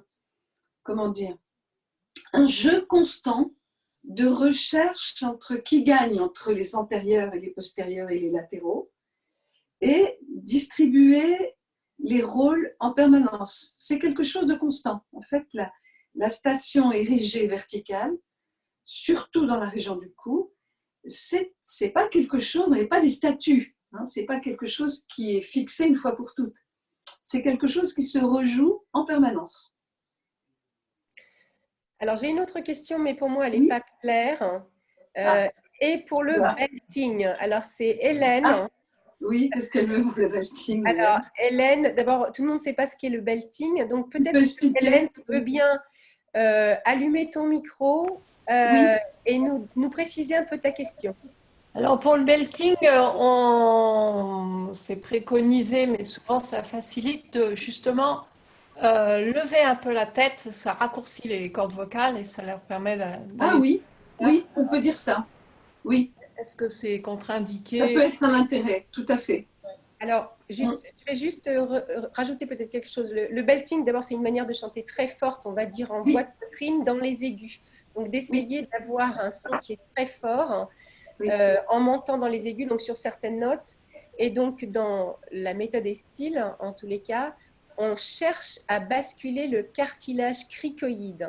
C'est-à-dire que la bascule, pour qu'il y ait donc une bascule, donc un écart qui soit entre le thyroïde et le cricoïde soit plus important, et du coup qui va favoriser un accolement plus épais des cordes vocales, et donc permettre de chanter plus fort ou de renforcer ce son qui est plus fort, donc dans des notes qui sont plus aiguës. Voilà, et on va dire en langage… Et donc là, on a typiquement une utilisation, mais qui est circonstancielle. Vous comprenez? Qu'on ne va pas utiliser tout le temps. Mais momentanément, effectivement, ça peut être intéressant de mettre ça en tension pour effectivement tracter certaines parties, soit vers le haut, soit vers le bas, et créer cet écartement. Donc, du coup, là, on va faire appel à des muscles, merci Hélène, qui vont permettre en fait d'agrandir l'espace entre les deux cartilages en fait. Donc ça peut être le cartilage thyroïde qui bascule en arrière ou le cartilage cricoïde qui bascule en avant. Et donc on a en tous les cas cette possibilité-là. Et donc là, il va falloir qu'on actionne des petits muscles qui vont permettre ce mouvement-là en fait, et qui sont dans le cou aussi. Est-ce que ce sont les seuls muscles-là que tu montres ou est-ce qu'il y en a d'autres qui vont rentrer dans ce jeu-là? Je pense qu'il y en a d'autres que ceux qu'on voit là. J'en suis même sûre. Mais il faudrait un autre dessin. D'accord. Super. Donc, merci à Hélène pour cette question. Pour le belting, alors c'est Hélène qui a allumé son micro. Donc, peut-être que tu peux bien allumer ton micro et préciser ta question. Alors, Alors, qu'est-ce que j'ai encore comme question? À quoi sont dues les crampes des sous-mentonniers? Mentonniers. Alors, les muscles sous-mentonniers, on pourrait presque dire que ceux-là en feraient partie. Vous voyez là, c'est les voisins très proches. Les muscles sous-mentonniers sont là, c'est le plancher de la langue, hein, les mylohyoïdiens. Et on a aussi ici une petite partie de ce qu'on appelle les digastriques. Voilà. Eh bien, c'est vrai qu'on peut être amené, comme pour tous les muscles du corps, hein, à avoir un surrecrutement de cette partie. Pourquoi? Parce que on va déclencher une action qu'on va répéter souvent. Une crampe, ça vient de là. Donc, il faut s'interroger quand on a une crampe ici. Peut-être que ça vient d'un aplomb trop en arrière. Peut-être que ça vient d'une tête trop relevée. Peut-être que ça vient directement d'un recrutement excessif de la langue. Voilà, il faudrait faire une analyse de ça. Super, merci. Alors, il y a des questions sur la méthode Cervica, mais je propose qu'on y réponde à la fin. Donc, d'accord. Sur tout ce que tu proposes et puis voilà, la maison de la voix et tout ça, toutes ces questions qui concernent le plus les stages et tout ça. Alors, et qu'on puisse avoir un petit peu d'exercice. Alors, là, je vois, avez-vous une image des muscles postérieurs et comment les assouplir? Voilà. Des muscles postérieurs du cou? C'est une question. Oui. Alors, Daniel, est-ce les muscles… Oui, c'est Gaël. Gaël, c'est Gaël. Oui, les gros muscles qu'on a de chaque côté de la colonne vertébrale, juste derrière. Parfois, ils sont bien épais, bien tendus. Est-ce qu'il faut apprendre à les assouplir? Ceux qui sont juste derrière, là, de part et d'autre de la colonne vertébrale, en fait, juste derrière. Ouais. Alors, en fait, c'est pas deux muscles. Non, il y en a une vingtaine. Ah, ok. On a ici derrière, là, oui. Oui. C'est 4 épaisseurs, quand c'est pas 6 par endroit. Ok. Et donc, ce sont quand on fait les coupes du cou, on voit ces épaisseurs les unes derrière, et qui changent selon les étages. Et donc, on voit que ce sont littéralement des collections de muscles qui se relayent en permanence. Et alors là, j'en ai amené quelques-uns, puisque dans ce que je vous ai montré, il y en a. Je vous en montre peut-être d'autres. Donc, tout à l'heure, j'ai montré les splénius. Alors, j'ai montré les trapèzes. Ça, c'est postérieur. C'est vraiment ce qu'il y a sous la peau, le trapèze. Hein? Mais en arrière, on a ici les splénius. Ils sont sous les trapèzes. Mais ce n'est pas fini. Sous les splénius, on a ici, regardez, c'est un peu différent. Des muscles qu'on appelait autrefois les complexus, qu'on les appelle longissimus maintenant. Bon. Et sous ça, on en a encore d'autres. Et en particulier, en haut, ici, on va trouver les petits qu'on a cités. Et c'est pas tout. On a des muscles qui sont postérieurs, mais qui, depuis l'arrière ou depuis l'avant, viennent sur les côtés. Vous les voyez là sur moi. Hein, qui s'appellent les scalènes, et aussi des muscles qui vont de la colonne cervicale jusqu'à l'omoplate, qu'on appelle les angulaires. Et souvent, ces muscles-là, ici, à l'endroit où ils s'attachent sur l'omoplate, il y a un point douloureux que tout le monde connaît. Donc, quand on fait l'inventaire complet des muscles du cou, on est dans l'ordre de la quarantaine. Vous voyez ? Et donc, c'est un peu beaucoup. Mais disons que ce qu'on sent qui ressemble un peu à 2 cylindres et qu'on sent d'autant plus qu'on se penche en avant, mais tout le monde se réveille quand on fait ça, hein, derrière. Eh bien, ce n'est pas un muscle, ce sont des nappes les unes derrière les autres et un peu en pâte feuilletée et aussi un peu se croisant parce qu'ils ont des directions d'action qui ne sont pas toutes les mêmes mais qui font souvent ça. Mais je signale que c'est du même acabit quand on est dans les abdominaux. On a des systèmes de nappes qui se croisent et qui ont des actions quelquefois en partie opposées. Donc là, quand on va derrière, c'est pas deux muscles qu'on a, un à droite, un à gauche, c'est deux groupes de muscles et c'est dans lesquels il faut arriver à trouver l'accord parfait. Voilà. Mais c'est tout un travail d'aller là-dedans. Alors, peut-être que ce que vous sentez qui est bien contracté, c'est ici. Toute cette masse qu'on a là, ça que j'ai là sous la main, qu'on masse très facilement. Toutes les personnes qui m'écoutent là peuvent aller masser ça. Il faut faire ça tous les jours. Il faut aller chercher. Et on est à la frontière de la région du bas du cou, de la région de l'épaule et du haut du dos. On est un peu entre trois régions. Donc, on peut faire ça en bougeant l'épaule, on peut faire ça en bougeant le cou et on peut faire ça en bougeant le dos. Voilà. Et on sent qu'on donne à toute cette masse du cou ici un peu de mouvement, un peu de souplesse et ça fait circuler à l'intérieur de la masse musculaire, c'est très bien. Mais il ne faut pas faire que masser. Merci beaucoup. Il y a autre chose à faire. Voilà. Alors, Merci. Merci Gaëlle. Est-ce que du coup, Blandine, tu peux effectivement, donc on a bien compris là que il y a plein de muscles dans le cou et que évidemment, il va y avoir une incidence sur la manière dont on va produire le son. Oui. En fonction évidemment de la posture qu'on va avoir, mais aussi en fonction voilà, de ce qu'on demande finalement au larynx de faire, puisqu'il peut être actif pas seulement pour faire du son, mais il peut aussi évidemment être actif dans la respiration, il peut être actif dans le fait d'avaler, dans le fait de faire des gros efforts, voilà, et aussi pour porter la tête. Donc, est-ce que tu peux nous donner quelques exercices qui vont aider à décharger finalement le larynx des rôles qui ne sont pas le rôle de la phonation pour lui permettre d'avoir une souplesse et de se concentrer uniquement sur, ou le plus possible sur la phonation. Ah, la technique. On est encore au début des Zooms. J'ai vu passer pas mal de coups de fil depuis tout à l'heure, mais je n'ai pas encore bien l'habitude de cette technologie. Est-ce que tu as entendu la question? Oui. Oui, j'ai entendu la question.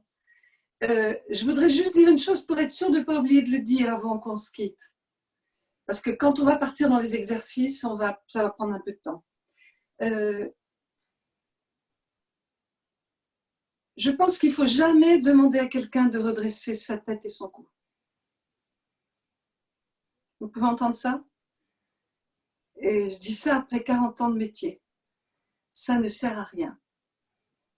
Je veux dire que le port de cou et le port de tête, c'est une résultante de quelque chose qu'on construit et depuis les pieds et depuis des années.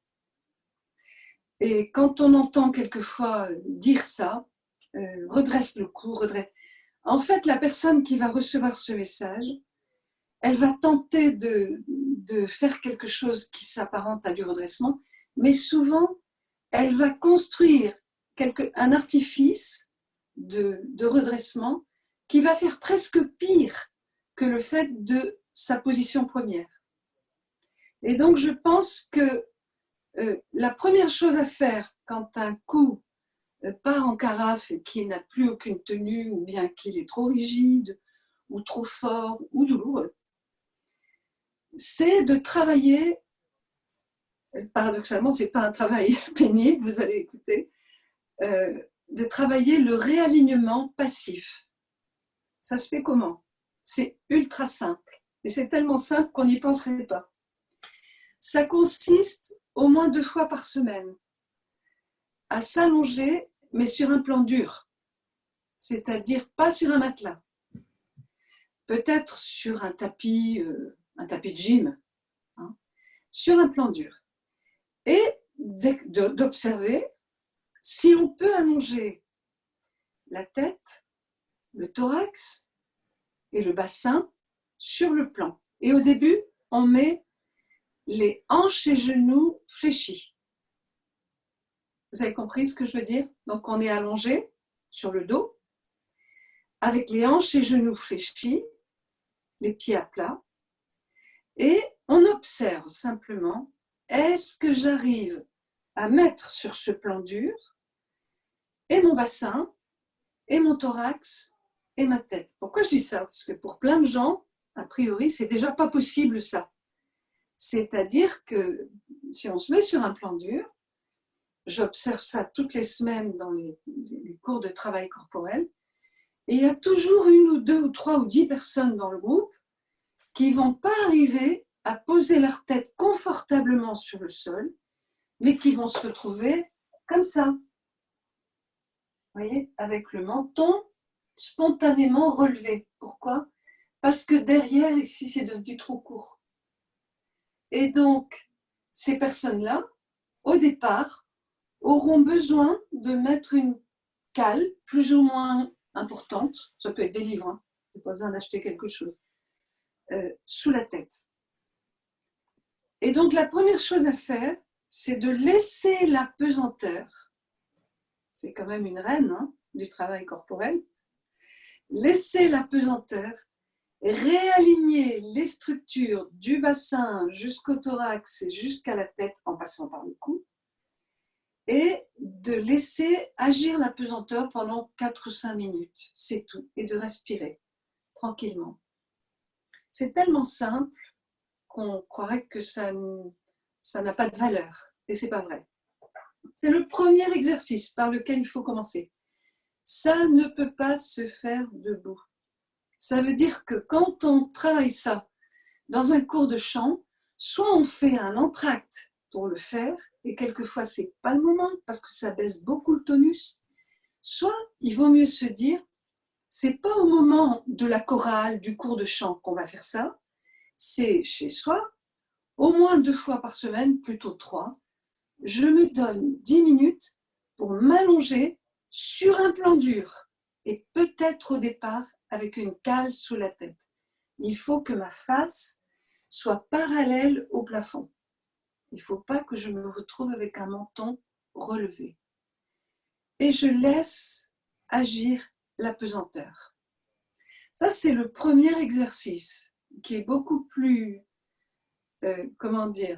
beaucoup plus efficace qu'on ne pourrait croire, mais on ne va pas se contenter de ça.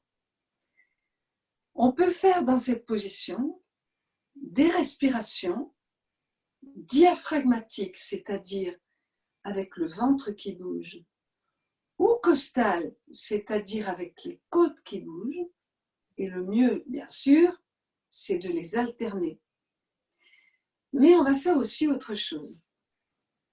C'est que couché sur le dos, on peut prendre la tête dans les doigts, pas dans les mains, parce que ça met les coudes. Si vous êtes couché, vos coudes vont se trouver hors sol, c'est un peu compliqué. Mais si vous êtes couché avec les coudes sur vous et que vous attrapez comme ça la tête dans les mains, vous allez pouvoir rouler la tête et revenir tranquillement, lentement. Au début, j'appelle ça dans le jardin, c'est-à-dire sans chercher à tirer sur des structures, juste mobiliser, synovier, comme on dit, ramener de la synovie, fluidifier la synovie, c'est déjà énorme. Et peu à peu, de jour en jour, de semaine en semaine, vous verrez que votre mouvement de rotation de tête et de cou va s'augmenter en amplitude, mais progressivement. Et surtout, vous faites ce mouvement avec les doigts actifs et la tête passive. Ça, c'est fondamental. C'est qu'il ne faut pas que ce soit vos muscles du cou qui fassent tourner la tête. Il faut que ce soit vos mains qui fassent tourner la tête et que cette musculature, momentanément, soit passive. Donc, vous êtes sur le dos, vous amenez vos coudes sur vous, vous attrapez la tête dans les mains. Peut-être que vous avez une cale derrière la tête Et vous tournez la tête et surtout, regardez bien ce que je fais comme si j'étais couchée. Hein. Voilà. Je tombe sur mes doigts ici et mes doigts recueillent le poids de ma tête et je reviens. Et je vais de l'autre côté, pareil. Je tombe sur des doigts qui m'accueillent, qui me réceptionnent et qui me renvoient. Pourquoi? Pour que mon mouvement soit passif, non pas fait par mon cou, mais par mes mains, et pour que mon mouvement soit en décharge. Parce que si je laisse la tête tomber sans support, le poids de ma tête, mes 4 kg, 4-5 kg de poids de tête, ça tire sur mon cou et c'est un peu comme si j'attachais un poids au bout de mon cou. Et donc c'est très chargé finalement. Donc on essaye de tourner la tête avec les doigts qui portent cette tête. Les doigts, ils peuvent arriver à porter les 4 kg, surtout si la tête est posée sur un plan. Et on a la tête passive, le cou passif, la tête passive et la tête en décharge. Eh bien, vous verrez que cet exercice tout simple va vous permettre, jour après jour, de gagner de l'amplitude en torsion. Et à chaque fois qu'on fait une torsion de tête et de cou, eh bien, tous les muscles qu'on aperçoit là, mais pas que ceux-là, tous ceux qu'on a vus, vous voyez, la plupart des muscles du cou sont des longitudinaux comme ça.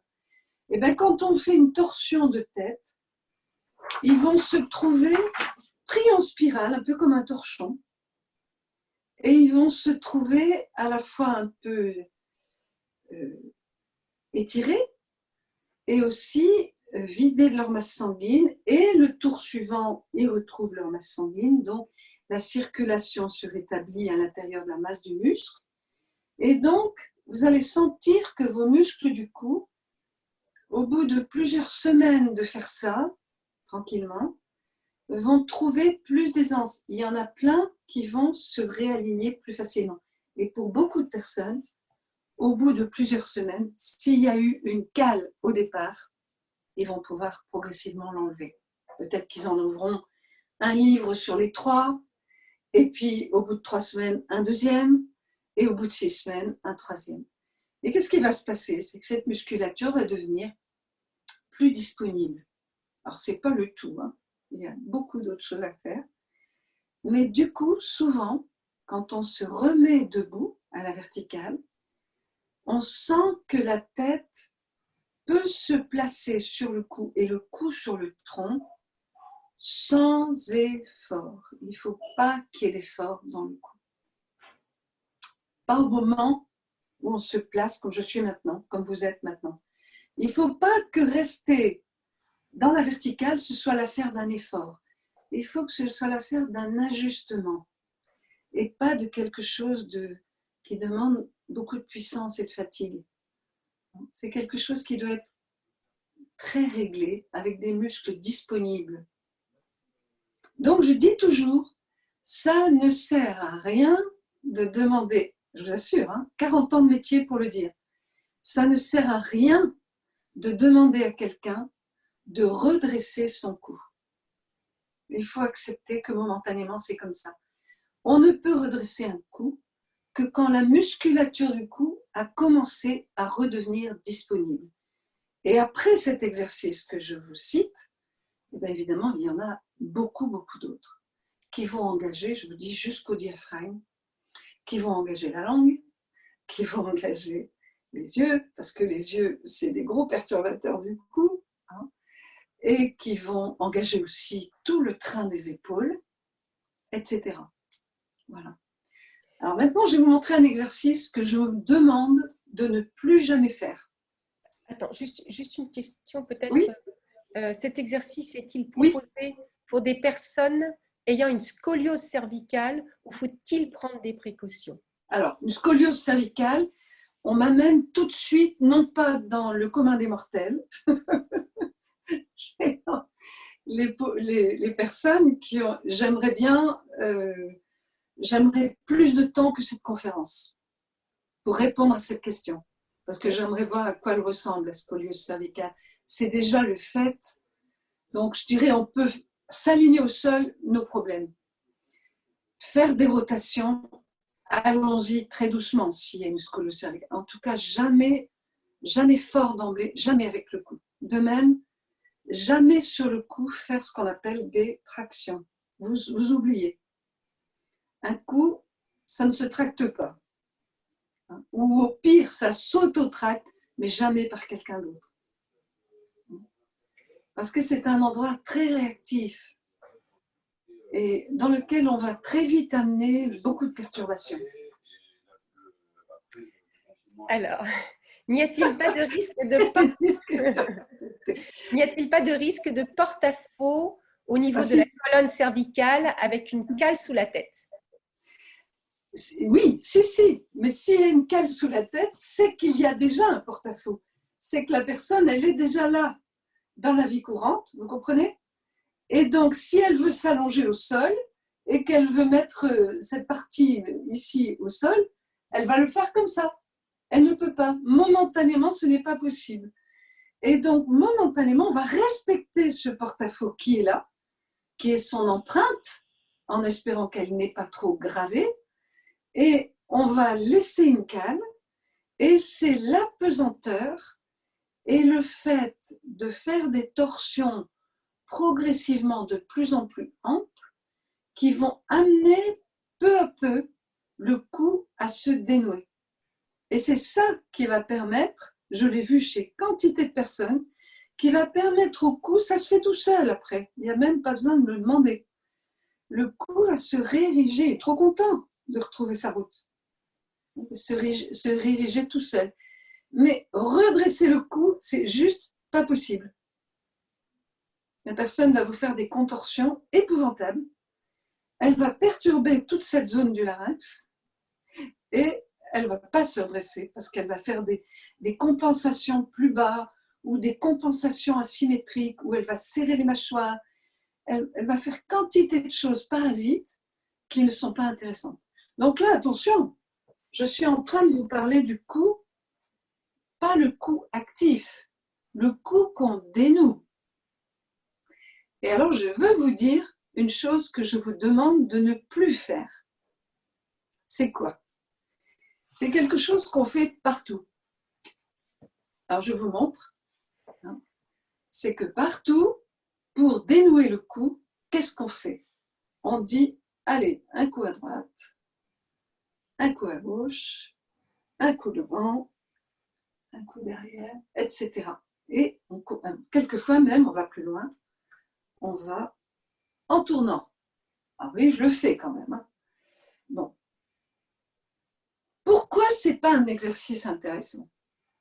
Parce qu'en fait, quand on va comme ça sur le côté, les 4 kilos de la tête, on les met en porte-à-faux au sommet d'un cou qui doit retenir ces 4 kilos. Avec quoi on retient les 4 kilos de la tête? On les retient avec des muscles côté opposé à l'inclinaison.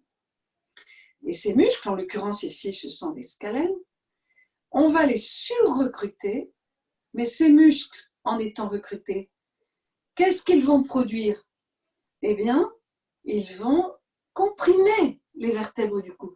Donc, à chaque fois qu'on fait des assouplissements du cou, parce que c'est pour assouplir qu'on fait ça, qu'on les fait en déport, en porte-à-faux, en avant, sur les côtés ou en arrière, eh bien, on amène des compressions sur les vertèbres cervicales considérables.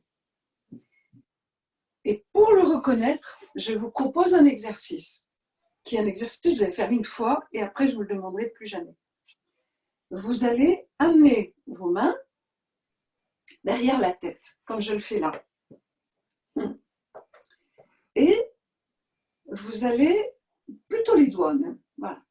Et vous allez laisser partir, alors je vais le faire un peu parce que comme je parle, vous allez le faire plus que moi. Vous allez laisser partir la tête en arrière, le cou en arrière, porté par vos mains.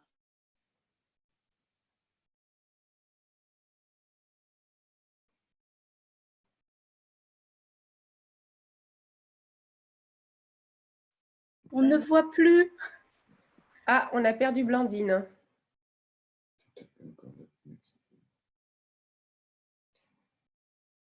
Cette position, attention, vous êtes prêts? Enlevez les mains. Et sentez comment vous êtes en enlevant les mains. Et cette expérience, c'est une contre-expérience. Vous revenez. Pourquoi je vous la fais faire? Pour que vous sentiez à quel point, quand on part en porte-à-faux avec la tête, on comprime les vertèbres cervicales et on leur fait vivre, pour les cartilages, une expérience très délétère.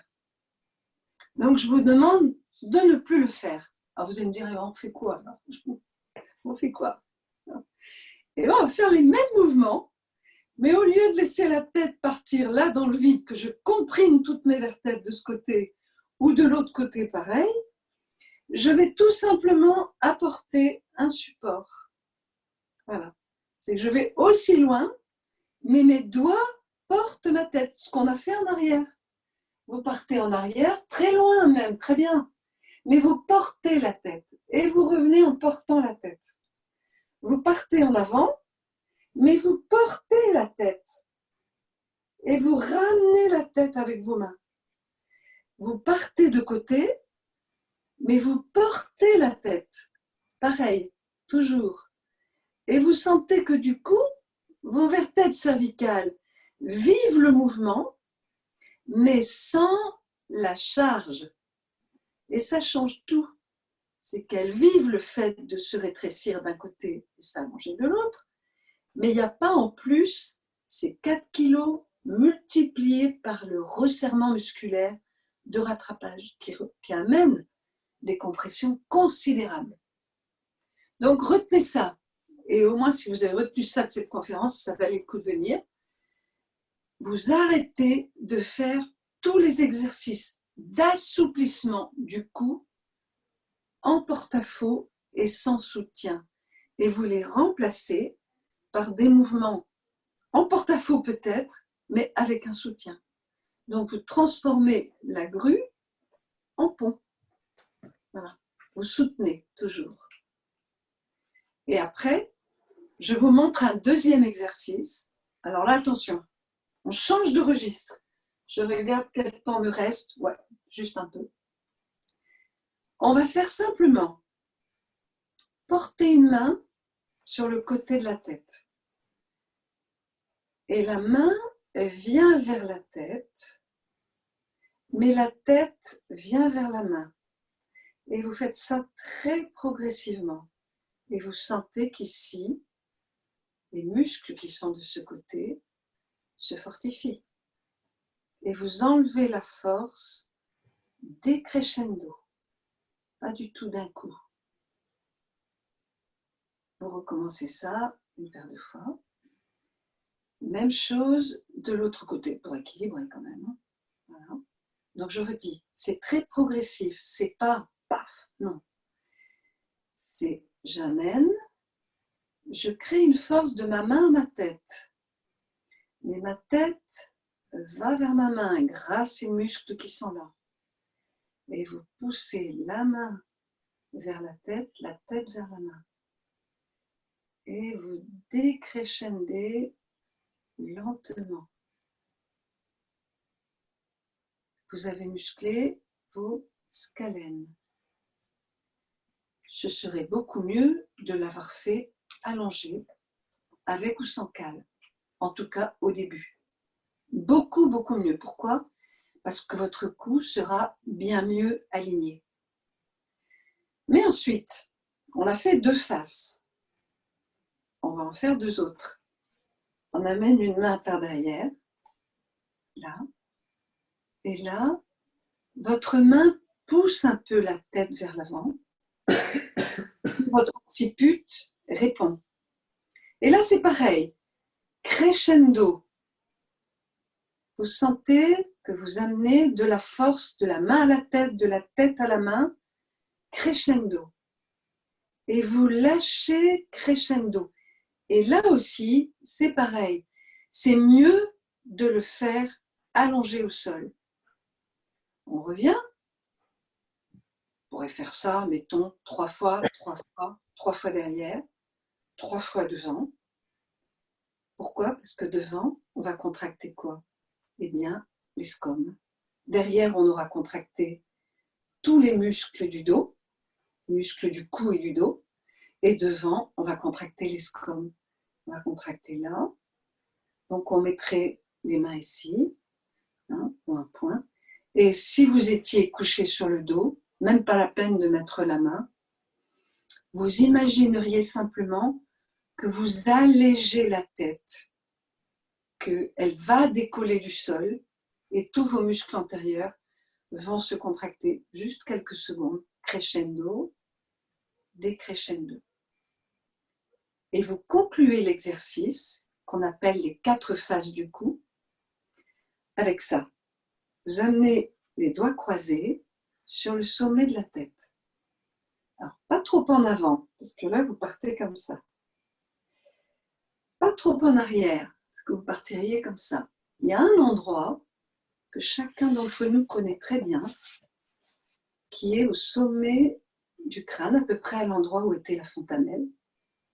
Voilà. Et là, les mains viennent vers la tête et la tête pousse vers les mains.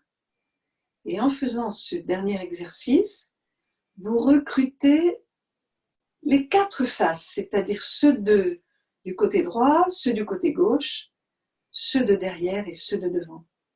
Et vous lâchez progressivement. Là aussi, on peut le faire plusieurs fois. Et là aussi, c'est mieux au départ, pendant plusieurs semaines, de le faire allongé. Voilà. Ça, ce sont des exercices très simples, extrêmement simples, et qui apportent le dernier que je viens de vous montrer. C'est pas pour la souplesse du cou, c'est pour sa force. Mais vous voyez que je vous propose de le faire en situation très protégée, très alignée. Pourquoi? Parce que si on démarre tout ça debout, souvent on a déjà le cou un peu désaligné et souvent c'est même un peu gravé. Donc il faut commencer par nettoyer tout ça. Voilà. Question? Oui. Un coussin ne serait-il pas un soutien quand la tête est loin du sol? Mais ça, je pense que tu as répondu avec la petite cale qu'on peut mettre. Je préfère la cale, mais si la cale est inconfortable pour l'occiput, vous pouvez mettre une petite mousse. Mais ne mettez pas un coussin sous la tête parce que ça ne donne pas un renseignement au propriocepteur de la tête. Il vaut mieux quelque chose qui vous dise un peu comme une chaussure. Quand elle est trop molle, elle ne vous dit pas quand est-ce que vous arrivez au sol. Vous comprenez? Mais si c'est trop inconfortable de mettre une cale rigide, no problème, vous mettez une cale avec un petit morceau de couverture ou un gant de toilette, quelque chose comme ça. Voilà. Mais pas quelque chose de trop mou. Parce que quelque chose de trop mou, ça va trop respecter précisément vos tendances du cou qui ne sont pas toujours au départ les meilleures. Réaligner le cou, c'est un travail qui prend au moins 6 semaines. Est-ce que ça peut avoir des conséquences de contracter les abdos aussi? J'ai cette sensation. Oui, c'est ce qu'on appelle des syncinésies, c'est-à-dire des contractions qui vont venir en même temps. C'est comme le fait de tirer la langue pour écrire. Ce sont des contractions qui arrivent en même temps, qui ne sont pas nécessaires à l'action, mais qui vont quelquefois aider à trouver l'action. Et on va dire aucune importance du moment que l'essentiel, qui est le travail de votre cou, qui reste faisable. Et en tout cas, si vous trouvez des contractions des abdominaux, restez quand même sur l'idée que ce n'est pas ça qu'on cherche. Ce qu'on cherche, c'est bel et bien le travail du cou, en tout cas dans cette conférence. Voilà. Alors justement, quelqu'un d'autre demande, est-ce qu'il ne vaut pas mieux que ce soit une autre personne qui nous mette, par exemple, la main, qui mette les mains, oui, plutôt oui, que nous-mêmes? Est-ce que c'est… Oui, alors je pense, bien sûr, quand je ne souhaitais pas travailler en duo, alors une chose qu'on ne fera jamais à deux, en tout cas pas si vous n'êtes pas un thérapeute chevronné pour le faire, c'est de tracter la tête. Ne le faites jamais. Je n'ai pas le temps d'expliquer pourquoi, mais retenez ça, ne le faites pas. Et en tout cas, si vous faites à deux, ce qui est très très important, c'est de l'avoir fait d'abord en solo. Pour avoir senti cette notion de qualité de pression qui va crescendo et qui se retire décrescendo. Et ça, au début, on le trouve mieux tout seul. Alors peut-être qu'on a peut-être un peu de mal à mettre son bras là, c'est pas grave, mettez le bras là, vous voyez. Mais testez ça d'abord en solo. Et si vous avez la main un peu, comment dire, vous sentez que vous avez la main pour ça, testez-le à deux, mais surtout autorisez-vous à vous parler. C'est très important. Pour que la personne à qui vous le faites puisse vous dire ah, tu vas trop fort, ou bien un peu plus progressif, ou c'est pas assez, etc. Il faut pouvoir se parler. Excusez-moi, je me permets juste de prendre la parole parce que c'était ma question. Parce qu'en fait, moi, enfin, je suis étudiante en orthophonie, en fait, et je pensais à ça parce que souvent, les patients qui se retrouvent dans notre cabinet, ils ont vraiment aucune sensation de leur musculature ou de quoi que ce soit. Et donc, Surtout du coup, je me disais que c'était peut-être difficile pour eux de sentir le côté crescendo, décrescendo de la force. Oui, donc c'est évidemment qu'une personne qui est orthophoniste, j'allais dire, ça fait partie des personnes qui peuvent justement aller dans le duo. Je ne souhaitais pas entrer dans ça, dans cette conférence, vous comprenez pourquoi. Parce que le travail en duo, c'est un vrai apprentissage. C'est pour ça que je ne souhaite pas laisser ça a priori pour tout le monde dès le départ. Vous comprenez ? Oui. Mais bien sûr qu'une personne qui est orthophoniste, elle est habituée à travailler sur la tête et sur le cou des personnes. D'accord. Oui. Alors, par contre, je vais quand même répondre à une partie de la question. C'est que oui, les personnes, au début, ont très peu de sensations. Mais dans le travail corporel, il ne faut jamais oublier qu'au début, on ne sent rien. Mais c'est vrai de tous les apprentissages. Hein. Et plus on y va, c'est comme les doigts au piano, plus on va acquérir la finesse d'approche de la touche. Mais ça, au début, on ne sent rien. On est comme des marteaux sur la tête. Quoi. Mais peu à peu, moi je trouve que c'est pas mal aussi de se persuader que les personnes peuvent acquérir, mais jamais en une fois, une qualité d'autocontact. Ça fait partie des choses possibles. Évidemment, ça demande du temps. Mais on pourrait évidemment mixer des interventions à deux et proposer à la personne de retrouver ça une fois ou deux par semaine dans un travail en solo où elle s'approche d'abord, faire la différence entre contact plus ferme, appui ferme, appui maxi, et le sentir dans le bras, et le sentir dans le cou. Et on peut venir avec la main le reconnaître dans le cou. Et des appuis, et retirer l'appui, arriver au moment où il n'y a presque plus de contact, il n'y a plus de contact, mais il y a encore la chaleur, et on retire carrément la main. Et ça, c'est vrai que ça demande un peu de temps, mais je pense que beaucoup de personnes, en étant persuadées que c'est un exercice important, peuvent se l'approprier. Et que c'est bien. Mais qu'elles se disent, ça m'appartient aussi, ça peut devenir mon projet. Et que je ne sois pas toujours dépendant d'un thérapeute, même si c'est le thérapeute qui va me faire accéder à ça. Vous voyez ? Parce que ces exercices du cou, personnellement, je les fais très régulièrement. Vous voyez ? Je le fais très souvent, de me mettre au tapis, de dénouer mon cou et de lui amener un peu de force, de nourrir un peu la force de toute la musculature. Mais il y a beaucoup d'autres exercices, hein, je ne vous cache pas.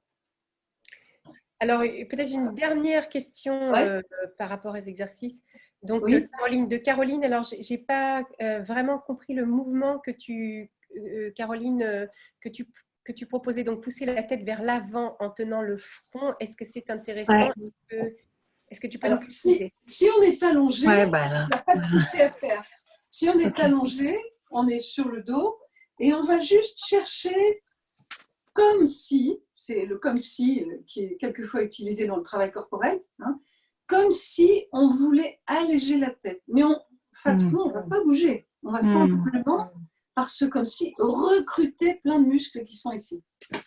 Et alors, si on est debout, si on est debout, ce que je ne vous conseille pas pour commencer, okay. Eh bien, j'amènerai la main sur le front, là, et je fais comme si je voulais pousser ma tête en arrière. Vous voyez?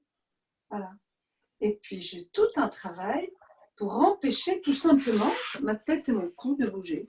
Question, est-ce que justement c'est ce genre d'exercice qui renforce le long du cou? Bonjour Blandine. Non. Le long du cou, c'est encore autre chose.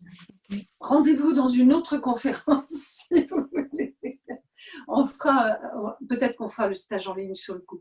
Parce que le long du cou, c'est complètement différent. Merci. Ça, c'est pas le long du cou. Excusez-moi, on ne peut pas tout faire. Hein. Mais c'est déjà super. Et merci beaucoup, Caroline, pour ta question. Oui, merci pour vos questions, c'est très riche. Hein. Ça nous permet voilà, d'ajuster des choses. Donc, moi, je suis obligée de conclure là maintenant. La conférence, il est midi. Alors, Maud, absolument, avec plaisir pour une autre conférence. C'est captivant d'écouter Blandine, je suis tout à fait d'accord. C'est tellement clair et quelle pédagogie. Voilà, donc, juste avant de nous quitter, je voudrais quand même vous dire plusieurs choses. D'abord, Blandine a réalisé plusieurs livres, dont un qui s'appelle L'anatomie pour la voix, qui est ici.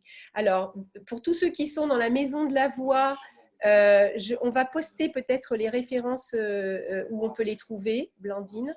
Hein, donc, voilà, c'est un superbe livre et qui va pas remplacer évidemment ce que Blandine nous fait faire en exercice ou en stage, mais c'est vraiment, vous avez vraiment une quantité d'informations extraordinaires dedans. Donc voilà, et puis évidemment, elle en a fait un autre sur la respiration, elle en a fait un autre sur le périnée, et puis les autres, Blandine, toi tu les as peut-être là, je ne les ai pas sous la main, voilà, mais elle a fait toute une collection de livres, et franchement, ça vaut vraiment le coup. Voilà, donc ça c'est déjà une chose. Blandine a un site, on vous mettra aussi les coordonnées du site parce qu'elle propose régulièrement des formations, dont Cervica. Donc, vous trouverez aussi les informations sur cette formation spécifique de Cervica. Même si tout ça, pour l'instant, est en complet, on est en complet remaniement parce qu'on se demande vraiment où va l'enseignement présentiel. Et c'est possible que pour quelques mois, tout ça s'enseigne en ligne. On va un peu vers ça, je pense, pour au moins 6 mois. C'est comme la maison de la voix. Hein. Oui. Donc, c'est pareil pour tous nos stages. Alors, courant d'art, on a réalisé, on est en train de réaliser un vieux rêve parce que, Blandine, elle était au début de l'aventure déjà et ça fait un moment que je l'embête avec tout ça. Voilà, et avec Elisabeth Périfonta, donc on a lancé notre maison de la voix virtuelle. En même temps, ce confinement nous a finalement poussé à le faire. Et donc, ça nous permet de vous proposer des conférences en ligne. Mais évidemment, on propose des stages aussi, dont un stage avec Blandine qu'on a dû reporter au mois de septembre, à début septembre. Mais malheureusement, on n'est même pas sûr de pouvoir se réunir au mois de septembre. Donc, en tous les cas, on est en train de parler de ce stage, de pouvoir faire ce stage en ligne aussi, parce qu'on s'est rendu compte qu'on pouvait faire beaucoup de choses en ligne. Alors, ça veut dire aussi qu'on ne pourra peut-être pas prendre... Alors, aujourd'hui, on était 40, mais ça veut dire qu'on ne pourra pas prendre 40. Oui, nous étions 40. Donc, on ne pourra peut-être pas prendre 40 personnes en ligne. Donc, il va falloir peut-être qu'on réduise un peu le groupe aussi pour qu'on puisse vous voir travailler, que vous puissiez poser des questions, etc. et qu'on garde une certaine qualité. Donc, il y a des stages où on peut être nombreux. Il y a d'autres stages où on ne peut pas être aussi nombreux. Donc, ça, on va le fixer avec Blandine et Elisabeth. Donc, c'est un stage avec Elisabeth Périfonta et moi-même. Et donc, bien sûr, Blandine. Et donc, là, on va vraiment faire évoluer, avoir d'autres exercices sur le coup. Et puis, voilà. Et puis, c'est un mix entre les différentes méthodes, sachant que, oui, j'ai vu aussi passer la remarque d'Élodie que ça ressemblait à des exercices Feldenkrais. Il y a beaucoup de méthodes et beaucoup d'approches différentes qui peuvent se croiser ou ne pas se croiser, mais c'est à chaque fois des moyens différents de remplir sa boîte à outils. Puis après, c'est à vous de faire le tri un petit peu sur ceux que vous allez garder, ce que vous n'allez pas garder, ce qui vous parle, ce qui ne vous parle pas. Mais notre idée de la Maison de la Voix, en tous les cas, c'est de vous mettre tout ça à disposition, sachant qu'il n'y a pas une vérité. Voilà, il y a des vérités et il y a surtout des questions, des questionnements. Et tant qu'on est en questionnement, on est en mouvement. Et tant qu'on est en mouvement, on est en vie. Donc ça, c'est super. Et autrement, on va se scléroser dans des certitudes. Et ça, je pense que c'est un peu dommage. Voilà. Donc, suivez nos actualités sur la Maison de la Voix. Parlez-en autour de vous. Faites-nous connaître si vous appréciez. On est aussi en train de mettre en place des dons. Donc, ou des stages suspendus comme le système des cafés suspendus, c'est-à-dire qu'il y a des gens en ce moment qui ne peuvent pas se permettre de s'offrir un stage. Tous nos stages ne peuvent pas être gratuits puisque c'est du travail, c'est beaucoup de travail, c'est un savoir qui, voilà, et donc voilà, on est obligé de faire payer certains stages, mais on essaye de trouver des moyens pour que certaines personnes puissent être prises en charge par d'autres, enfin voilà, trouver et tout le monde ne peut pas être pris en charge par les OPCA, pour des raisons différentes. Voilà, des fois c'est possible, des fois c'est pas possible. Enfin, on est en train d'imaginer, de créer des solutions pour que on puisse payer en partie voilà, des stages pour ceux qui n'ont pas les moyens. Donc l'idée aussi, c'est de démocratiser aussi le savoir et que tout le monde puisse avoir accès. Donc si vous avez envie de nous aider à réfléchir là-dessus, à être créatif là-dessus, on est preneur de toutes ces idées. Si vous avez des idées de conférences qui vous intéressent, on est preneur aussi. Et peut-être que Blandine, on aura le plaisir de t'avoir pour une autre conférence sur le sujet de la langue ou sur la continuité du cours, ou sur, voilà, on en discutera en tous les cas. C'est vraiment, merci beaucoup, beaucoup d'avoir accepté d'être avec nous. C'est vraiment formidable. Je vous remercie tous ceux qui écoutent, parce que c'est vraiment une expérience intéressante et d'avoir les questions en direct je trouve ça vraiment très... Et c'est amusant de vous voir chez vous. Voilà. Donc toi, tu pourrais nous voir aussi et par moments aussi corriger certaines choses parce qu'il y a une manière de faire où on peut même être couché par terre, avoir la... C'est ça, j'imagine que ça, on va y aller. Ouais, voilà, ça, il va falloir... Voilà, donc les émotions, on n'a pas répondu à des questions d'émotions, mais c'est vrai que, bon, globalement, on a répondu à la plupart des questions, mais il y en a une ou deux qu'on n'a pas pu répondre, faute de temps, malheureusement. Voilà, donc vous aurez l'enregistrement, enfin pour ceux qui le souhaitent. Un grand merci pour cette superbe conférence. Merci beaucoup, merci beaucoup Blandine pour cette super prestation et à Isabelle de nous avoir fait partager ce moment. Merci pour toutes ces chouettes. Merci aux techniciens. Merci aux techniciens, à tous les techniciens chez toi, à chez tous nous. Les techniciens. Voilà. Ils sont précieux. Donc voilà, donc pour finir en tradition, maintenant on a des petites traditions qui s'installent. Je vais remettre le son à tout le monde pour qu'on entende votre voix et pour qu'on puisse se dire au revoir. Moi, je reste jusqu'à la fin, donc vous allez quitter petit à petit cette conférence, mais moi, je reste en ligne jusqu'à la fin. Voilà, pour vous dire au revoir. J'active, attention, j'active. C'est parti.